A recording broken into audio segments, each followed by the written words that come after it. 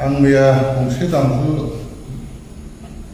बानायदों आरोखि सृष्टि खालामदों।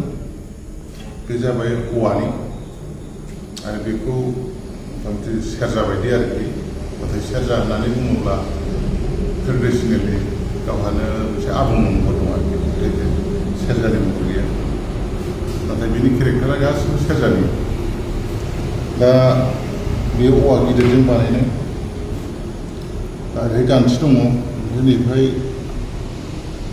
हाखर खालामनानै गुदि खालामनानै थुमदों आरोखि। ओमफ्राय सापर्ट खालामनाय जादों। बेखौ दंफां बा औवाजों सापर्ट खालामनाय जायो खामला थुमनो। ओमफ्राय नैबेहायबो सौग्रा, आसिजों सौग्रा फिंगारिं, बेखौ जायगाखौ बानायबाय। दा बेखौ दंफांजों बानायनाय जादों। औवानिबो बानायनो हायो आरो ओरैहाय खालि ओरै हमनांगौनि थाखाय आरो नैबेखौ सापर्ट होनाय जादों। खारन बेखौ टिउनिं खालामबा दोंब्रै दुरुंखौ बोयोब्ला टिउनिंआव बे दबगोन नालाय, ओंखायनो बेखौ सापर्टआव दोनथ'नाय जाबाय आरोखि खेबसेनो। ओमफ्राय गान्थि दङ, गाननिफ्राय दंफां सापर्ट होनानै नैबे खोमाखौ फिटिं खालामनानै दुरुंखौ बोनाय जादों खोमाजों। दा बोरलाजों बेखौ जों होनांगौ आरो सेरजा बायदिनो बै सालाय बा गानबो थायो, बिदिनो गराय होबाय नांगौखिनि जखानि। दा दामनायाव एक्सुवेलि मोजां टिउन ओंखारनाय बायदि मोनदों। दा बेनि मुंखौ औवाजों बानायनाय लोगोसे जोंनि गेजेराव सोरबा सोरबि बेखौ एफा एनै ट्राइ खालामनानै बानायदों जानो हागौ, जे आबुं महर मोनाखै। दा बेखौ आं बानायनायाव आबुं महर जादोंना जायाखै आं बुंजोबनो हाया, खिन्थु टिउनाव फैबाय आरोखि। दा आं गोजोननाय मोन्दों आरो बेनि मुंखौ आङो गादां होननानै मुं दोननो नाजादों। ओंखायनो गादांखौनो दोनबाय मुंखौ। जोंनि हारिनि गेजेराव बे भाइराल जानानै बयजोंबो बाहायजानाय जायो, जाहाथे बे दामजुखौ गादां मुङैनो बाहायो, गाबज्रियो। बेखौ आं गुरै खावलायनाय जाबाय। दा दामनायनिसै माबायदि खोनायो।